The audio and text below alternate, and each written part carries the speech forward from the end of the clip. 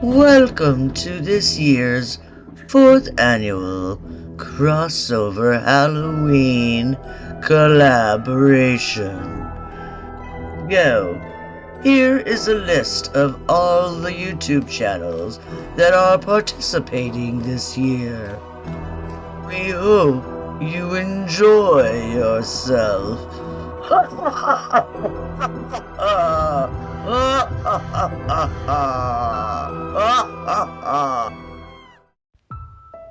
Happy Halloween. We appreciate you for joining us on this 4th annual Halloween crossover collaboration. Just before me was just Janese. And I am the last video of the day. Oh, thank goodness. My neck is killing me. The collaboration will continue Saturday, November 2nd, starting at 3 p.m. and 6 Eastern Time. Bubbles from Venom Fluid Art will be kicking off the day. Yesterday, the entire collaboration began. You can catch all of those videos by going into my description and finding the full playlist. You're not going to want to miss it.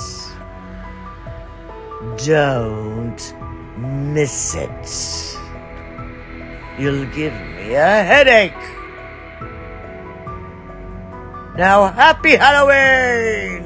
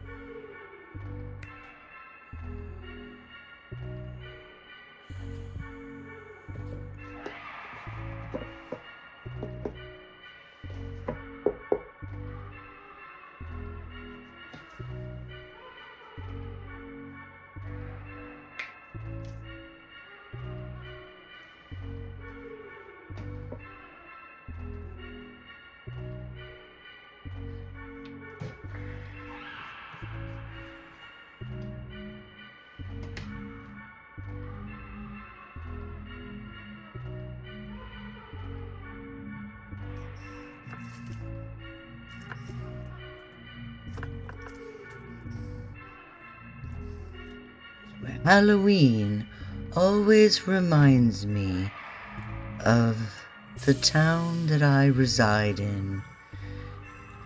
A small northwestern town called Erie, Pennsylvania, which has a very dark and dreary history. The following story I lived personally, and I have changed some of the names of those involved to protect the loved ones. Back in the mid-1980s, when I was a rebellious teenager hanging out on the Lower East Side of Erie, Pennsylvania, there was this old, decrepit mansion hidden in the middle of the city block, tucked in behind all the houses and trees, located between 5th and 6th Streets near Ash and Reed, which is in our stomping grounds. It was known as the George Colt Mansion, the home of a prominent Erie banker that was built in 1872 and was where George lived until his passing in 1908. George was the member of one of Erie's first families who settled in the area back in 1795. And George was the son of Thomas Colt, who was the city of Erie's very first mayor in 1851.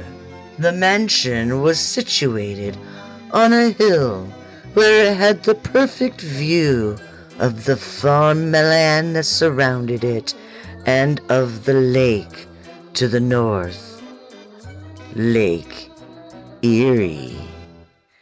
It was rumored to have been George's favorite thing about the house, and why he chose that particular location for his mansion. After George was no longer living there or anywhere, the home was sold and transformed into an apartment building, where one day there was a fire. The new owner decided not to rebuild. Instead, the land was sold to a developer who built houses all around the old, dilapidated mansion, essentially cutting it off from view. It is believed this may have upset the spirit of George Colt. From then on, strange events led to the rumor that the home was haunted. One day, a group of friends and I decided to explore the rundown building.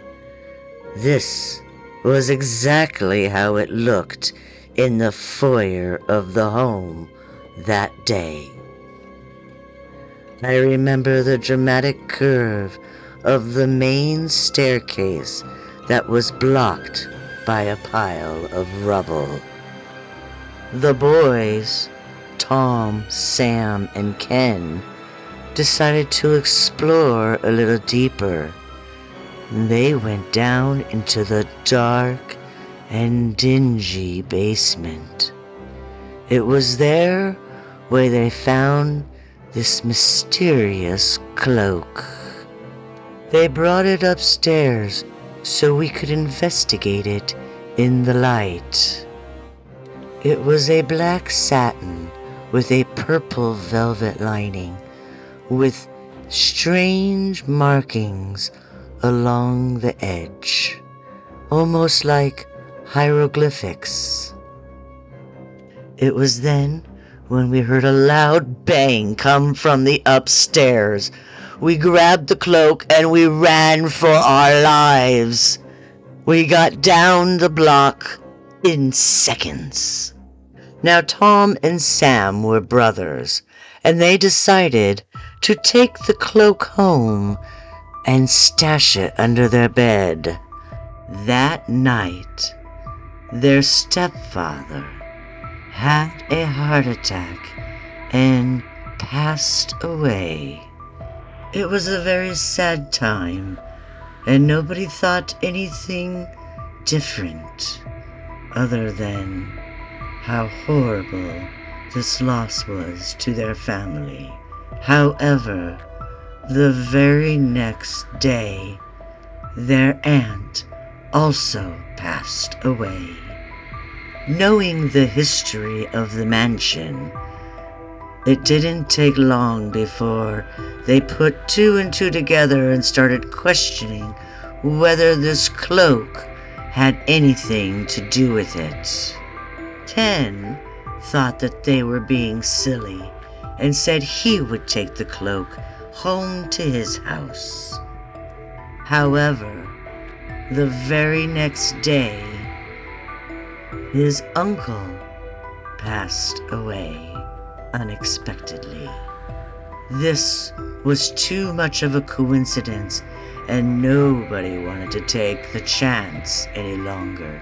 The three boys gathered up the cloak, stuck it in a brown paper bag, snuck back onto the property late at night under the cover of dark, and just tossed the cloak in a window.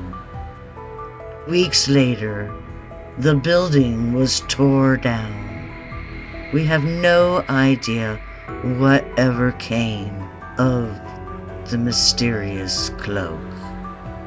If you ever happen to find black silky cloak with purple velvet lining and hieroglyphic symbols embroidered in the lining, don't touch it. It is cursed and will bring great heartache to your family. You have been warned.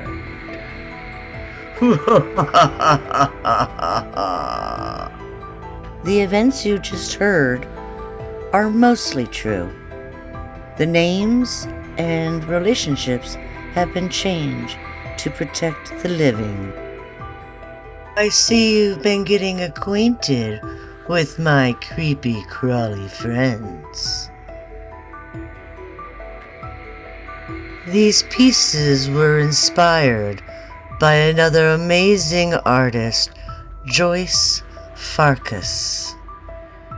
Be sure to check her out on Facebook and YouTube. I got the idea from her, and I was inspired to give it a try for this spooky collaboration. I hope you like it.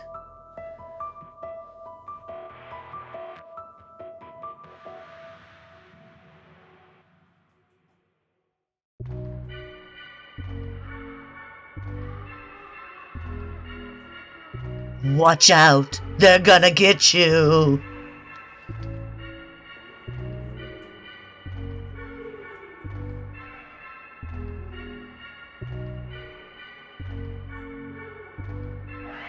And be sure to tune in Saturday for the conclusion of the 4th annual YouTube crossover collaboration.